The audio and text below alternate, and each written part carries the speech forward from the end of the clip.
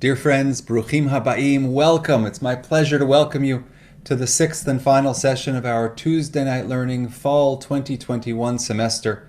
At the beginning of this series, we share that at a time when many people are minimizing and pulling back and reducing their programming and offerings, here we are presenting an expanded version of Tuesday Night Learning because we know that the importance of staying connected, of maintaining, not only maintaining, but growing these programs in particular at this time is so important to our community, is so important to the integrity of the learning community of Shaar Hashomayim.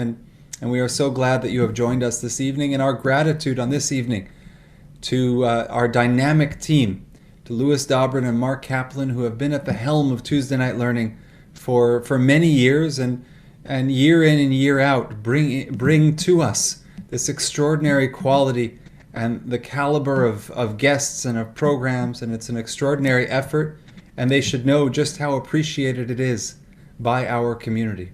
And our thanks as well to you, to those who are joining us. We have seen record numbers in terms of engagement, and we are so happy that you have made a place in your lives, made space in your lives for the learning and for the intellectual stimulation that is Tuesday Night Learning. Thank you very much for joining us. It's my pleasure now to call upon Zev Moses, who is the founder and executive director of the Jewish Museum of Montreal. He'll be introducing our featured guest this evening, Max Gross, as well as Zev will be facilitating the question and answer session following the presentation.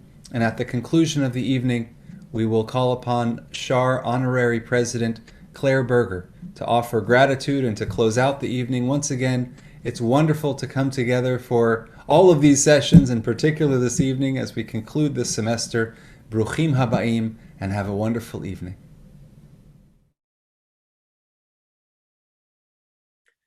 Hello, my name is Zev Moses, and I'm the director of the Museum of Jewish Montreal. I want to start by thanking Rabbi Shaar, Robin Bennett, and also to Daubrin, who has been an inspiration to me and so many members of our community for providing intellectual, literary, and cultural programming over the years of the Shaar's Tuesday Night Learning program.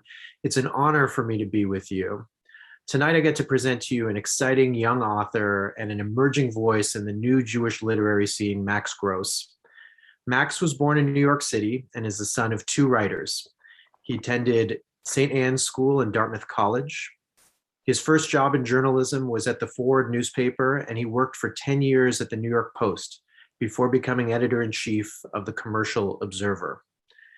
He previously wrote about dating and what it's like to look like Seth Rogen, somewhat accurate, it's true, in a book that's called From Schlub to Stud. He has since been rescued from the single man's fate by his beloved wife and son, with whom he lives in Forest Hill, Queens. The Lost Shuttle is his first novel. Now, before I officially turn over things to Max, if you have, just for some technical advice or directions, if you have any questions for Max that you think of during his presentation, which is going to last about 25 minutes, half an hour, please type them in the Q&A box at the bottom right hand of your screen, and we will try to get to them after Max's presentation. And now, without further ado, Max Gross. Thank you so much, Zev. It's true, I do look like Seth Rogen. I have stopped trying to hide it, trying to fight it. It's followed me for a long time.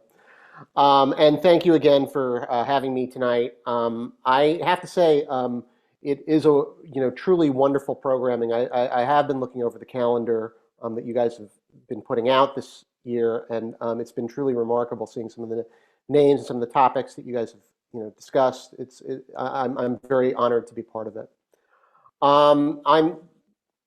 My book is called The Lost Shuttle.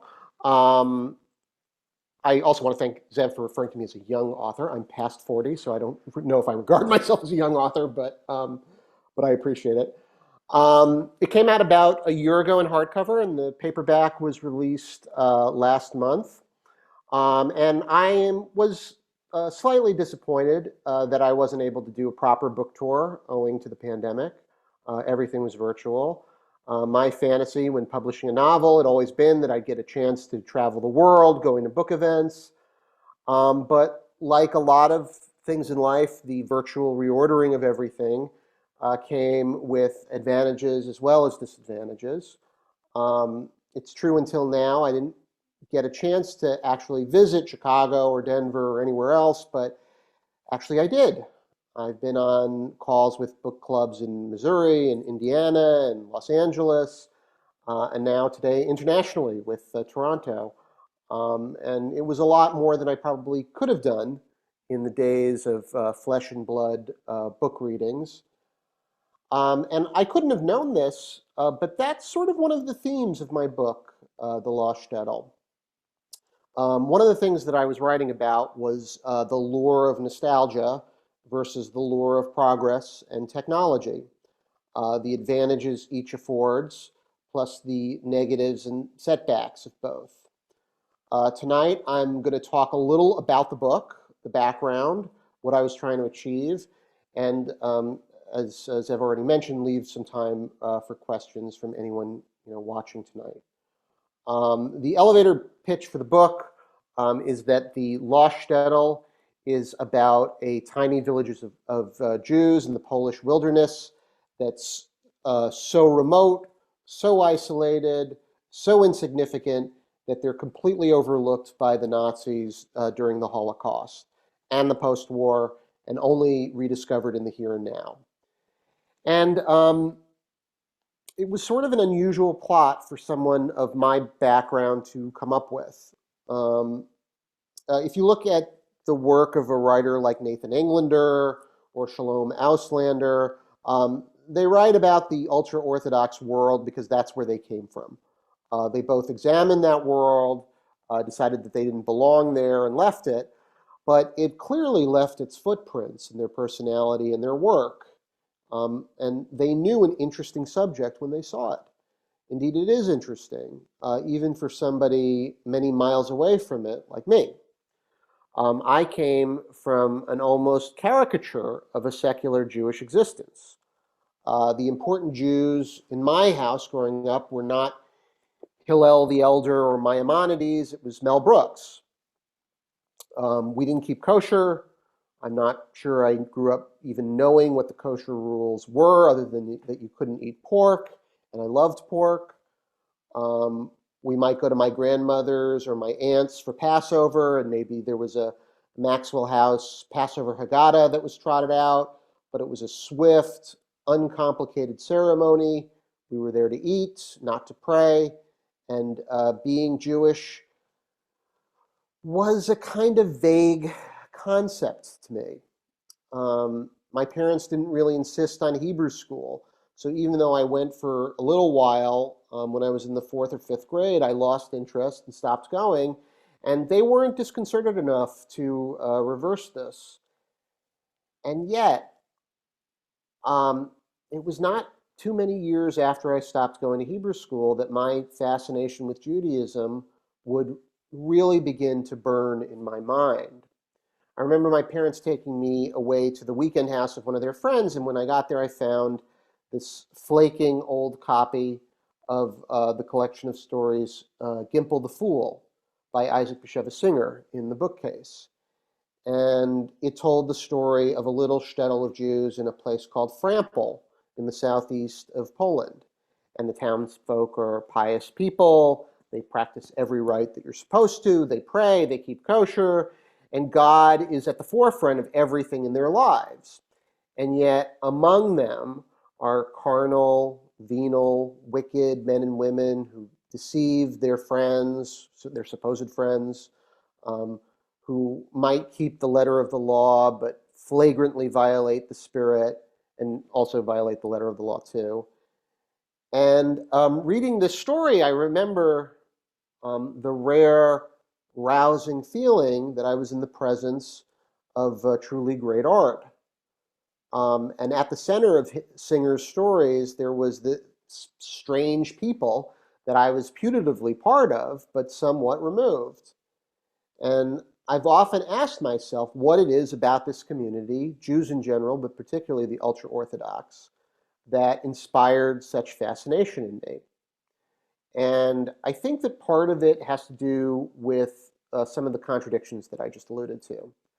that within each pious person, there are always seeds of transgression, that most God-fearing people, the most God-fearing person on earth, still feels desire, still feels lust, still thinks of himself before others, still daydreams about the havoc they would commit if the world closed its eyes for an hour.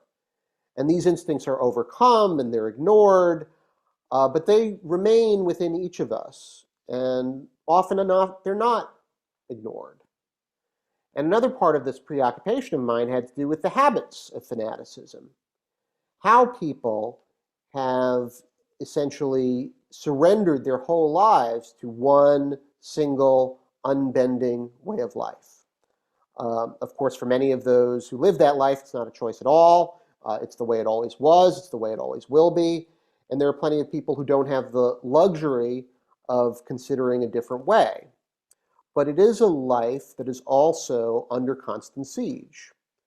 With each passing year, it takes greater and greater effort to separate oneself from smartphones, from Google Maps, from drones, and everything else that has come with these Zoom meetings like the ones we're having right now. And I think that the world's patience grows thinner and thinner with a religion whose underpinnings are several thousand years old. I'm very proud of my Judaism, but there's a lot of sexism in Judaism. A long time ago, Cynthia Ozick proposed the 11th commandment, thou shalt not lessen the humanity of women. I agree with this, but the strict practitioners are not interested in what Cynthia Ozick or Max Gross thinks about this. And with each passing year, the desire to prove itself different and distinct, to scorn the progress, to react with greater emotion grows stronger in my eyes. It wasn't always a conscious choice to lead this life, but it has become more of a choice over time. And the choice is embraced and loved and defended. And I think you see some of that same drama and that same pull towards nostalgia taking place in the rest of the world today. Another part of my fascination was the fact that this practically medieval existence was such a common vector for Jews. Jews who are now largely distinct from that world all came from that world. Both Karl Marx's grandfathers were rabbis, not journalists, not philosophers, not lawyers, not even doctors, even though that was one of the professions that Jews excelled at going back to ancient times. Marx's grandfathers were part of the liturgy and scholarship that every Jewish boy was indoctrinated into as a child. This was the story we all learned. These were the laws that we all followed. This was the way that we studied. This is why we do so. And this was the endless back and forth debate that was necessary to get to the right answer, if there was a right answer. Most debates were never settled to anybody's satisfaction. So what did the Jews come away with from their years of Talmudic immersion? I'm not entirely sure, but it was something. The mental gymnastics made the Jews, I think, a very intellectually limber people. When the walls of legal discrimination and social segregation came down in the 19th century, the Jews were very uniquely poised to thrive in the new Europe. And little Jewish kids who a couple of generations ago would have become rabbis did instead become lawyers and physicists and writers and musicians and artists. And for everybody listening, I would recommend the book The Pity of It All by Amos Alon, which talks about the Jewish Enlightenment experience in Germany, which I think is a wonderful book, and I recommend it wholeheartedly. The shtetl still existed and wasn't waning in terms of population. But more and more yeshiva bookers believed that they could join the set of great novelists that were thriving in Warsaw. And as this great societal crossover fully flowered, it ended abruptly in the single greatest catastrophe to ever befall any people. These shtetls that were scattered all over Eastern Europe were mercilessly snuffed out forever and ever. And in World War II, Gimpel the Fool's village of Frampol, which is a real town, saw 90% of its buildings destroyed by the Luftwaffe.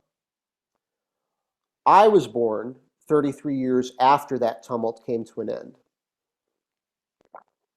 I was born in New York City to a pair of writers. I grew up in Brooklyn. I went to private school, as I've mentioned, which was called St. Anne's, even though I should add that there wasn't really a religious component. And I never heard a single crossword about my membership in this tribe. Forgive the use of the word cross.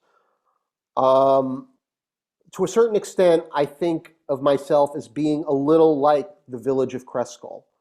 I was laughably lucky in my fate. And I think a lot of the Jews of America and Canada had the similar fate. Those of our ancestors with the intuition and the drive to leave Europe before things turned sour have had the most glorious, the most lucrative, the most intellectually stimulating, the most accepting period in Jewish history. We've flourished as never before. And all the terrible things that happened in Europe to our cousins seem so distant. But for many of us, what happened across the ocean was also a constant source of obsession. No serious person thinks of anything else, said the German writer W.G. Sebald. He might have been kidding, but I think he's largely right. After college, I moved to Arad, Israel for a year. That was the kind of radical immersion that made up for me not going to Hebrew school, I suppose. And I talked to a lot of professors there about what it means to be Jewish and why the Jewish story was so compelling and how to live as a Jew. And one professor who taught at Hebrew University said something very interesting to me. He said that the Jewish people were formed in Sinai. Historically, he didn't believe that every pre-Sinai Jew who was working as a slave in Egypt and escaped under Moses had necessarily been a blood ancestor of Abraham and Isaac. But something happened to them when they wandered the desert in Sinai. Everyone who experienced that was initiated into the tribe. It was the shared experience that forged them into the Jewish people. And it was a watershed moment. And in the modern period, I think the most obvious other watershed moment was the Holocaust. And not just in Jewish history, but in human history. It's the story of a murder, but the story of a murder is not just about the victim. It's also a story about the perpetrator. It's a story about the accomplices. And what do you say when a whole continent loses itself in a frenzy of mass extermination? What does it say about a nation? What does it say about mankind? It becomes, in my view, a lot more difficult after the Holocaust to believe in the goodness of man. It boded not just the extinction of Jews from Europe, it arguably killed Christianity in Europe too. And the biggest question, which of course is unanswerable, is why? Why does a nation as advanced, as cultured, as sophisticated, as enlightened as Germany allow itself to run amok? Why did it give in to its most pagan and basest instincts? And why did so many nations agree to let this happen, if not actively aid this effort? And I'm certainly not sure. But in my imagination, while all this happened, there was a little town named Kreskel that remained happily undisturbed in its sleep while this all happened. I described the town of Kreskel like a lost tribe of Amazonian Jews or a Yiddish brigadoon. The story takes place now. The town is suddenly rediscovered, and there is this splash of frigid water that hits them. Everything about the world outside of the town gates is different. Medicine is different. You didn't have to die of a heart attack at 43 anymore. Transportation is different. Going from Krakow to Paris can be accomplished in a couple of hours. It used to take weeks. Communication is different. You don't have to send a letter with some untrustworthy courier and hope for the best. If you want to speak to your brother in a different city, you pick up a phone, and better yet, you text, because who wants to talk on the phone?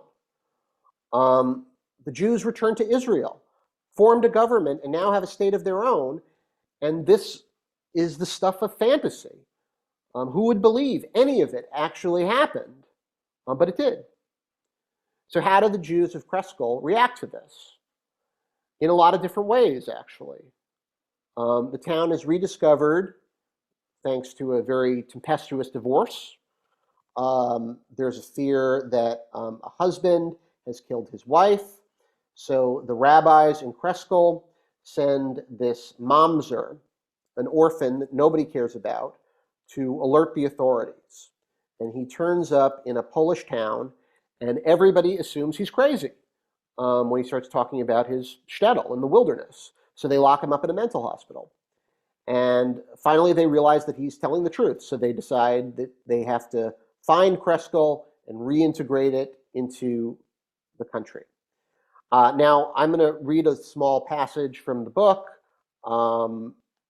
This is a bit of a flashback when the Poles take a helicopter over the forest to physically locate Kreskel.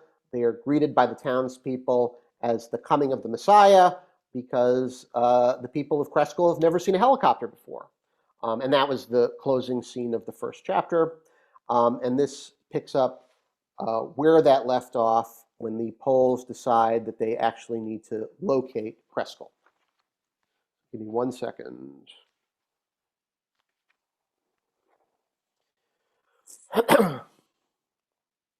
So I think I said the hospital where Yankel, the mamzer, is being kept, has discovered that he's telling the truth, and they need to alert the authorities.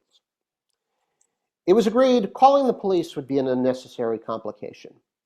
Nevertheless, phone calls to the Vavadaship's office should be made the same day. Now that it was established that Kreskel was a real place with real inhabitants, these matters needed to be attended to urgently. Dr. Babiak took it upon herself to make the first call to the governor and felt slightly silly explaining it to the administrator who answered the phone. There's a secret shtetl filled with Jews which survived the war, Dr. Babiak said when she was asked what the call was about. There's no danger so far as we know. They're all living just as they always did, but we thought we should tell somebody about it. The other line was silent for several moments before the secretary spoke. What's a shtetl? And while the hospital spent months dithering to and fro, the wheels of government moved surprisingly rapidly. Several deputies called back, and the governor himself got on the phone a few hours later. He apparently believed that this little village had the potential to become a big media story, a modern-day brigadoon, if you will, and everyone should be prepared.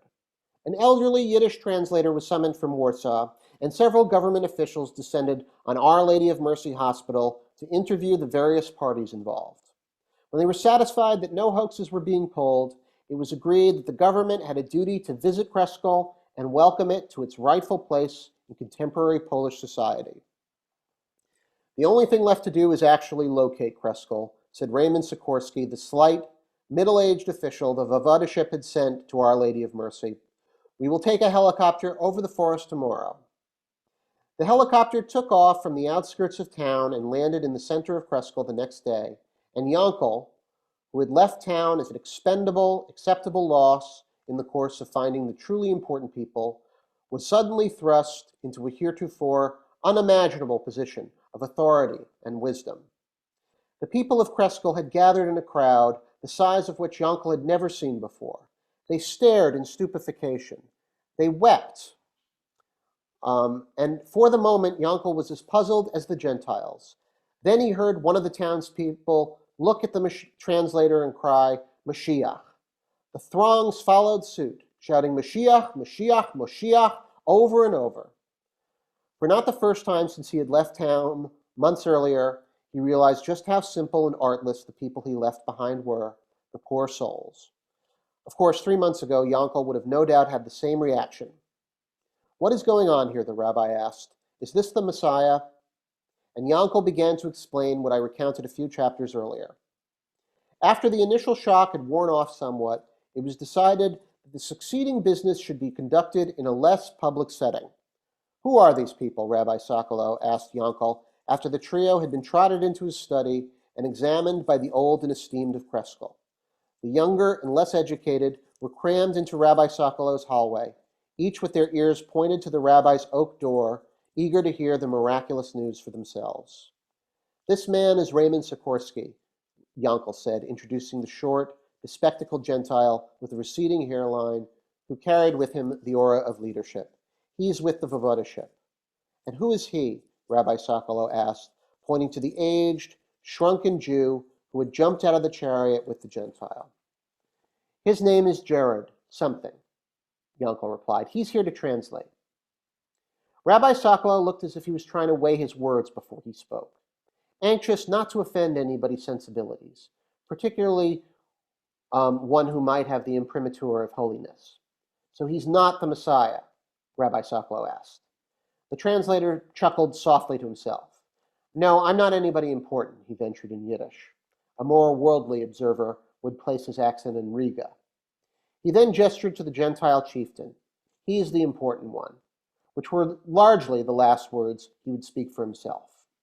Good people of Kreskel, the translator said a few moments later for the chieftain. I am here to fill you in on everything you might have missed. Yes, we missed a lot. I have sometimes lost track of what Sikorsky told us that afternoon and what we later learned over the next few months, but the fundamentals of the last century were recounted. World War II, the Cold War, the creation of the State of Israel, the collapse of the Soviet Empire, a man on the moon, the eradication of polio, the instant coffee powder, even if normal coffee was an unfamiliar commodity in these parts. When Sikorsky spoke about World War II, he was determined that we would not be left with the same doubts as Yankel Lewinkov. He produced 11 photographs, which he placed on the rabbi's wooden desk, for each man to examine for himself. Millions died, the Gentile explained, pointing to the glossy, black and white images of Babi Yar, Auschwitz, and Treblinka. Poland was almost completely cleansed of Jews. As he said the word cleansed, the Gentile's face changed color, as if he had accidentally said something impolite. And that is my reading, so I will turn things over to you, Zev. Thank you so much, Max, and I'm glad you got to read that part. Just before I go on, if anyone has any questions or questions for Max, there is a Q&A button on the bottom right hand of your screen. You're welcome to type your questions in there, and I will read them. In the meantime, I have a couple questions for you, Max, to get us started. And actually, I think my first question is directly related to exactly what you read. It's one of my favorite parts of the entire novel. Lost Shuttle, I think, does a phenomenal job of world building, crafting the story of Kreskel, which is the town's name. And as I read your novel, I began to feel like Kreskel itself was almost the main character of the story. There's this wonderful moment that you just read where the outside world makes its first contact with Kreskel. It's chaotic, it's frankly very funny, and I think a lot of your readers will enjoy it. There's also a feeling of tragedy that's hanging in the air just at that moment. Once this secluded town is opened up to the rest of the world, changes and encounters with modernity seem inevitable, for better and for worse. One could say that Kreskel, in its traditional way of Jewish life, they're about to be colonized in a sense, and we don't know what's going to happen going forward. maybe you could tell us what your process for imagining the impacts of this inevitable encounter between the shtetl and the very modern secular world would be. So what's your process for thinking about that, and which really lays out the rest of the book? Well, I mean, I think that you're very right in a couple of things that you said, at least in terms of, my thinking about the book, which was, I thought that the book, the main character is this town. There's the other main character, which is Yankel, the orphan, but I always wanted it to be a mosaic, and to include, everybody from the town whore to the rabbis to everybody in between. When I first got the idea for it and first started really like humming along, where I had an outline for the book, and I knew Yankel and I knew Pesha, who's the main female character in the book. I started filling it in with other people that I thought would be in the town. I knew there's an old joke, which I'm sure everybody on this call is aware of. Guy's marooned on a desert island for 25 years. He gets there. He gets saved one day miraculously. He shows the rescue party around. He's like, "This is, the synagogue. This is the market. This is, the school." And they say, "Well, what's that building over there?" He goes, "Oh, well, that's the other synagogue. I would never go into that one." So to a certain extent, that old joke of two Jews, eight opinions was a joke that I've always kept in my mind, and I always wanted to have a certain. I always knew that there was going to be a certain tempestuousness to this town, that there would be fighting and resistance to all the changes that were going to happen.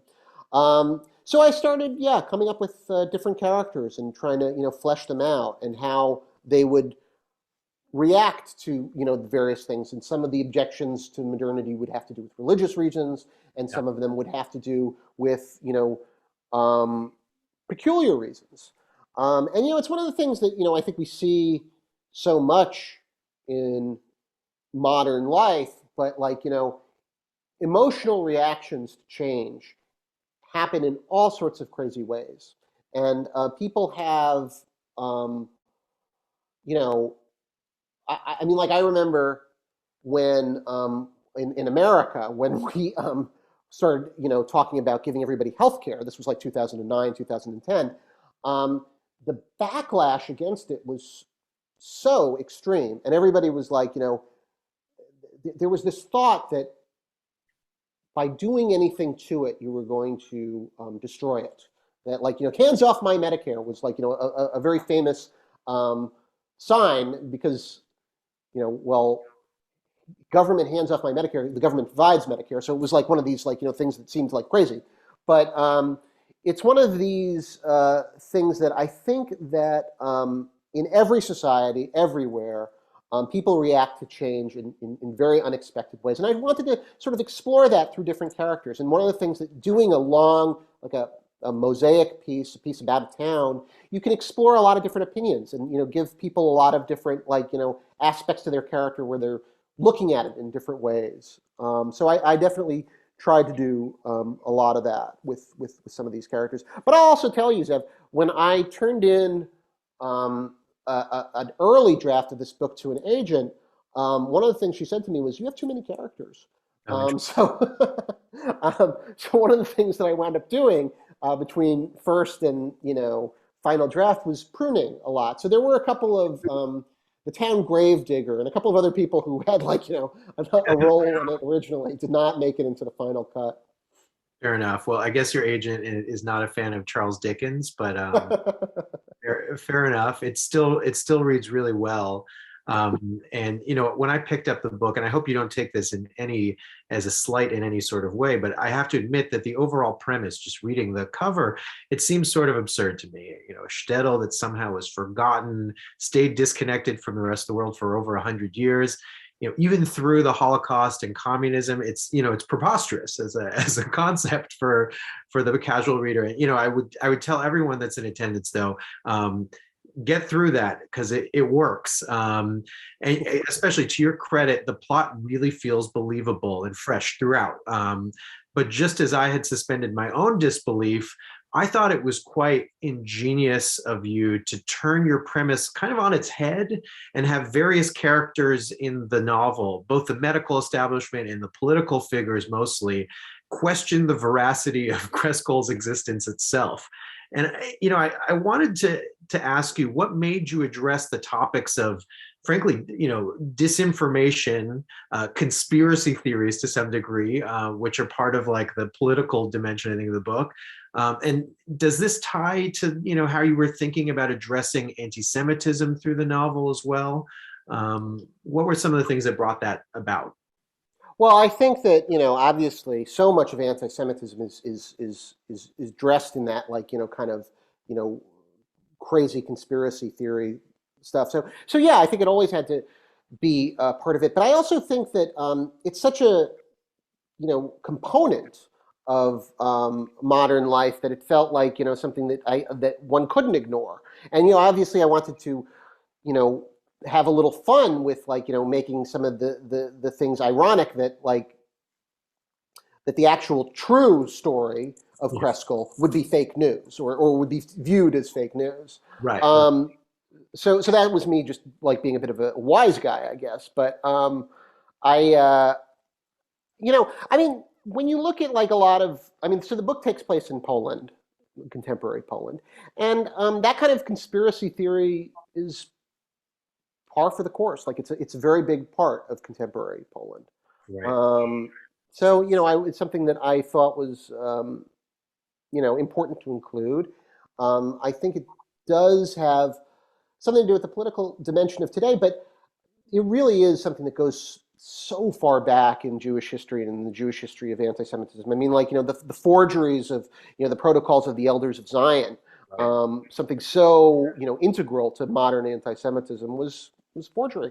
It was a piece of that. So I wanted to turn some of this stuff on its head and be a little bit of a wise guy, as I say. But yes, it was a very important part of some of the stuff that I came up with. Yeah, well, I think that's one of the best turns of the novel in my mind. And I'm just looking at some of the questions that have come up, and some people have been asking to some degree about your research process. I'm very curious about that. You had to take a kind of deep dive into Eastern European Jewish history, also contemporary Polish society to some degree. So I'm curious about your process and how you got there. Sure. Well, I always was really, really interested, as I said, since that. I'd say, look, Gimple the Fool was a very formative story for me, but there were so many others that I read along the way. And, while I was very, very secular, I was seriously interested in it at a certain point, where, I was reading a lot about Eastern European Jewry and reading a lot about World War II and the Holocaust. It was a topic that I thought a lot about. So when I got the idea for the book, I have said this before, I think I was just educated enough in the topic to write a draft cold without doing too much research. It took me a long time to write the first draft. So, while I was writing it, there were books along the way that I was reading, but I wasn't poring over them. Right. And when I finished the draft, that's when I sort of did my research. But there were a number of books that I consulted. There was one book in particular that I thought was most helpful to me, which was a book called "There Once Was a World" by a writer named Yafa Elich, who was a historian. I don't know if you've ever been to the Holocaust Museum in Washington, D.C., but there's this wall of photos Yeah. from one town in Eastern Europe that was of everybody in that town who was murdered in the Holocaust, which I thought was one of the most affecting pieces of that museum. Right. I certainly was most affected by it. And Yafa Elich, I think, came up with that concept and did some of the things for it. But she wrote this wonderful book called There Once Was a World, which was about her hometown. I think she left when she was a little girl or in Lithuania that was essentially destroyed during World War II. And she looked at her town from the beginning, from the time that it got its charter until the moment that the Nazis rounded everybody up. And she looked at all aspects of life there. So it was agriculture, how what everybody was doing in the fields all day, what everybody was selling on market days, and what everybody how everybody was praying and the position of the rabbi and all these things that was just it was such a useful tool for me in terms of my research. Mm. But there were also I had a couple of trusted readers that I gave the book to. Also, I contacted a professor named Glenn Diner, who helped me with some of the research. Gave me a reasonably clean bill of health after he read it. But he's a professor of Polish Jewish history at Sarah Lawrence University. Right. And there were a couple of other people who looked over it. And there were other books along the way, but There Once Was a World was the most formative for me. And, doing all of this research, one of our attendees was asking, now that you've written a Jewish novel, have you become more observant? Has it affected your Jewish identity in some sort of way? Where are you different now? A few years after the whole finishing that whole process of going through this novel. Well, it's a very interesting question. I would say that I am probably less observant than I was, which is not to say that. Look, I married a wonderful Jewish girl who is extremely secular. We have so when I was single, I used to spend a little bit more time going to synagogue. Seeing more people. It was a good way to socialize, and it was a good social set for me. And so in the last few years, I have a 6-year-old son. I've done it a lot less frequently. I'm a little ashamed to say. I don't want to dive into your personal life too much. Well, look, I think that the reason why doing a book, you change over the course of writing a book if it takes you a few years. Yeah. You change as a person, and but I would say that from the time of my early 20s, and I'm now in my early 40s, I've been thinking about Jewish topics a lot. So I don't think I've been thinking about it more, but certainly differently in the sense that life changes, so you think about things differently. Yeah, yeah. I see a couple more questions coming in, and just a reminder to everyone, we'll take questions for a couple more minutes. If you're wondering how to ask a question, there's a Q&A box on the bottom right hand of the screen. You can type up the question there, and I'll try to read it off. A couple of questions, just almost technical about the book and where it's going. One was, did you do the narration of your audiobook? I'm guessing there's an audiobook then. I didn't know, but there is an audiobook, but I did not do the narration, thankfully. I hate my voice. By the way, I see on the Q&A somebody pointed out that I said Toronto when I meant Montreal. I apologize, Shaar watchers. I sincerely apologize. Of course, Montreal, not Toronto. I'm sorry. As Canadians, we reluctantly we forgive you quickly. So okay, good. Yeah, well, I thank you.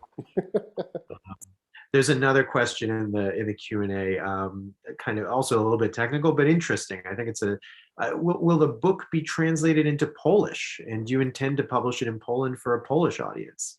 It is being published in Polish. It is. I think I got final questions from the Polish translator a month ago. Mm-hmm. So I think it's probably being published, if not this year, very early next year. Cool. But there was, I mean, it actually sold pretty quickly in Poland. There was a lot of interest in it. Oh wow, even in English Yeah. or towards. Well, I don't know if it's got an English audience in Polish, but it has but the interest in translating it was very strong.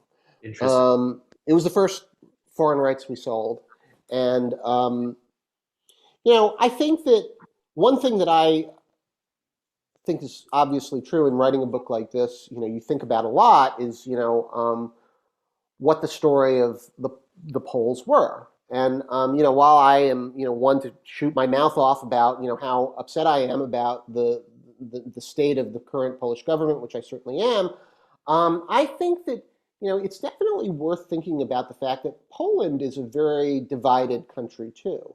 I think that the last election, it was like a 49-51% split or something very, very close to that. And there are a lot of people in Poland who are equally upset with the fact that the government has taken such a turn towards anti-intellectualism, against any kind of criticism of any of Poland's role in the Holocaust. And, I mean, look, there's a part of me, a small part of me, that understands why the Poles would be very defensive about that, because they suffered, extremely great losses during World War II, and they were extremely valiant, many of them, in terms of fighting off the Germans and building a resistance. And then there were others who were, I think, utter swine. And, so I think it's not one story altogether. So it does not 100% surprise me that there would be interest in Poland in the book. It makes sense, and obviously Poland has a very mixed, record with the Holocaust, and I just want to thank Rita and Barbara for bringing up this topic, and I think we have another question from Judy, who's going to get further into this. I'm curious too, as someone who's a young Jewish person who has Ashkenazi background, I've been to Poland a couple times, and each trip is different, and the understanding of contemporary Polish society, its urban-rural split, which is somewhat similar to what's going on in the United States and even Canada as well. Very fascinating to me. Judy asks, what made you think that modern-day Poland would welcome a religious Jewish community into their midst? Maybe you want to add nuance.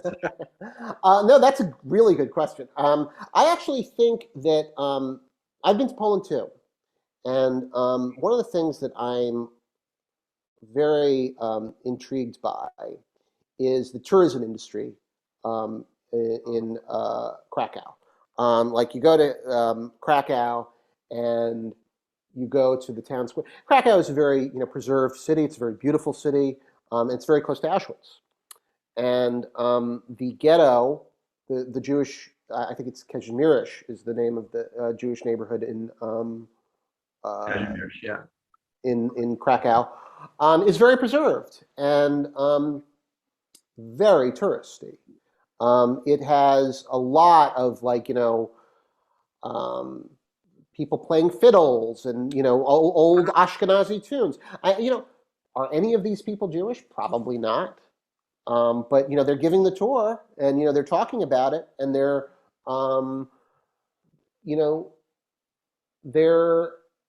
that's a part of what Krakow looks like now. Right. I think that for a lot of Poles, as I say, it's a divided country. There is a great fascination with the Jewish roots in Poland and what that Jewish history was like. And I mean, look, there's fascination and obsession on the anti-Semitic side too. But it's certainly something that I think exists in a positive sense as well. So I don't think it's so unlikely that if something like this were to happen, that there would be a first instinct of oh, you were preserved, you were saved, nothing bad happened, it's a miracle, and maybe that wouldn't happen, maybe it would. So, did the book from the perspective that it would happen. But it's a fair question. Yeah, I think it's fascinating. That was probably one of the most fascinating things that you could have even gone further with it. And, what, but I'll get to another question. Alina says it was interesting to see the whole story of the shtetl unravel around a personal story, with the start due to an unhappy marriage, the woman running away.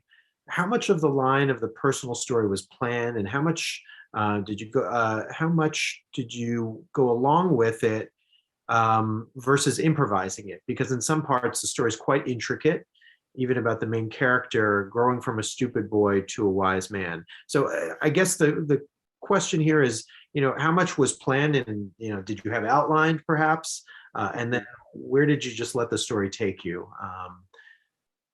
Sure. Well, I, like a lot of writers, I think that I welcomed changes and plans. So I got the idea for the story reading about a book about the Holocaust. I was reading a book called "The War Against the Jews" by Lucy Davidovic, which was a very great piece about the history. And it was very focused on a lot of the data and a lot of the mechanics of the Holocaust. And one of the things that I found I had this thought as I was reading this book was so many towns. How is it that none of them had a bad map or just failed to be located or something like that? Why was the success rates of destroying these towns so high? And I had a thought, oh well, that would be very interesting if that if one did manage to escape the Nazi advance. And basically, I sat on the idea for a year trying to figure out a plot to go along with it. Like, I started it in a bunch of different ways and thought about it in a bunch of different timelines. And I will say that when I came up with the idea for Pesha and Yankel, that became the outline for the book. Now, there were a lot of changes that went on, as I was writing it, and there was a big shift from about midway through the book. There's a scene at a brothel. For those who haven't read it yet, I won't say anything more. But the book, I thought it was going to go a different way, and then it veered, and I went with it, and revised my outline and all that other stuff. And look, I think that a lot of, not to get too insider baseball, but when you have a book that comes out, it goes through a lot of readers, and a lot of readers make suggestions. I had a different ending than I originally than was published. It was a little bit darker and more gruesome, where the town is destroyed, and rather than, well, I won't say anything about spoilers, so I won't say what it actually is, but it was a very dark ending, and my editor, I showed it to my parents, and they were like, "Ending's a little dark," and I showed it to my wife, and she's like, "Ending's a little dark," and I was like, "No, it's got to be that," and I showed it to my editor, and she said, "The ending's a little dark." And I was like, "Well, I can change it." So so I did. She had a very good point about the book and the ending, which was that it was a very light tone, that it was a Yiddish folk tale, and that to go too dark was not in the spirit of the thing.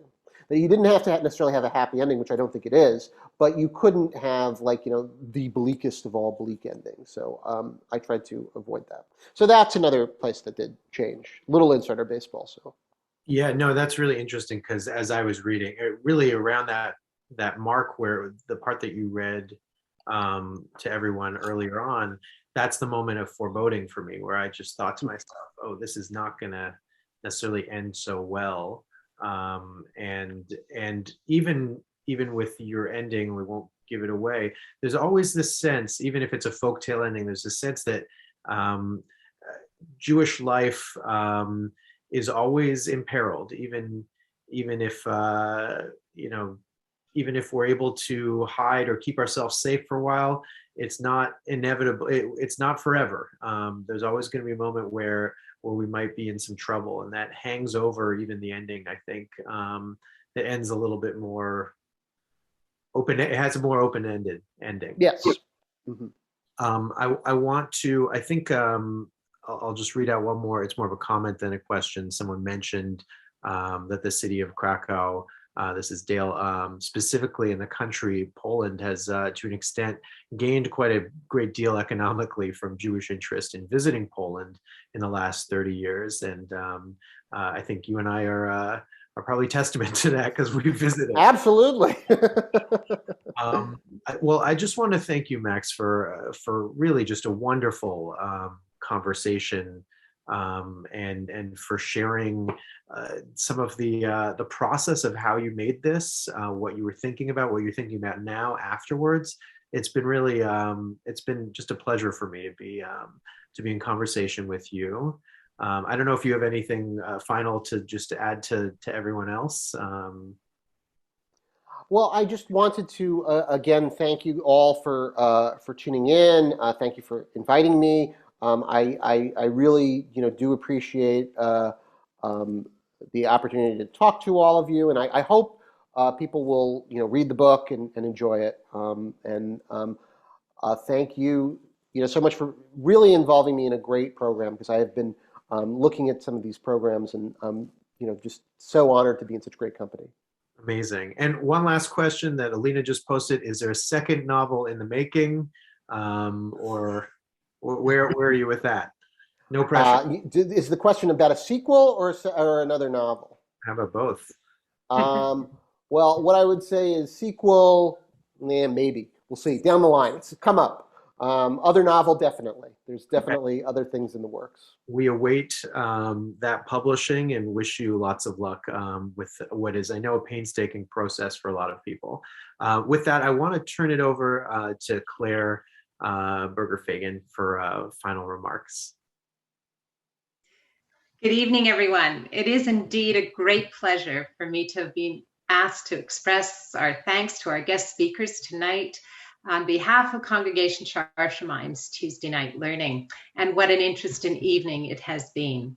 As a teacher and a longtime storyteller, I was truly enraptured by Max Gross's book, The Lost Shuttle, a wonderful imaginary folktale woven with wit, humor, reflection, and lively storytelling. It makes for a provocative, comical, and absorbing read. First, I'd like to thank Zev Moses for joining us as moderator for tonight's interview. A perfect choice. Zev, founder and executive director of the Montreal Jewish Museum, has become a trailblazer in making our Montreal Jewish history come alive through his vision and along with his team of talented colleagues. Through the varied programming and the sought-after walking tours, which are a must, we are fortunate to have our own history and our city's past come alive at every corner along the Main and beyond. Thank you, Zev. Max, thank you for joining us here this evening and sharing your journey in writing this clever, very witty, and imaginative novel. A true storyteller of old, familiar world shuttle life, intertwined with modern-day adventures. The reader is truly drawn into what if? Thanks for sharing your process and making this mosaic of characters come alive and having us explore all these different opinions along with the town of people of Cresco. We look forward to your next novel. Thank you so very much. And as this is our very last Tuesday Night Learning of the fall session, I'd like to close with a special shout out to Mark Kaplan and Louis Daubrin. Thank you, Louis, for your passion, insightfulness, and dedication to this very special adult education program. To all our attendees this evening, please watch your emails for the YouTube links for all our Tuesday night learnings, all the past offerings of this past session, which will be sent to you shortly. And of course, stay tuned for our upcoming spring offerings. To all our participants, spectators with us this evening, and on behalf of our Shaar family and Montreal community, a shalom dank, un grand merci de votre présence ici ce soir. Thank you all for joining us this evening. Bonsoir.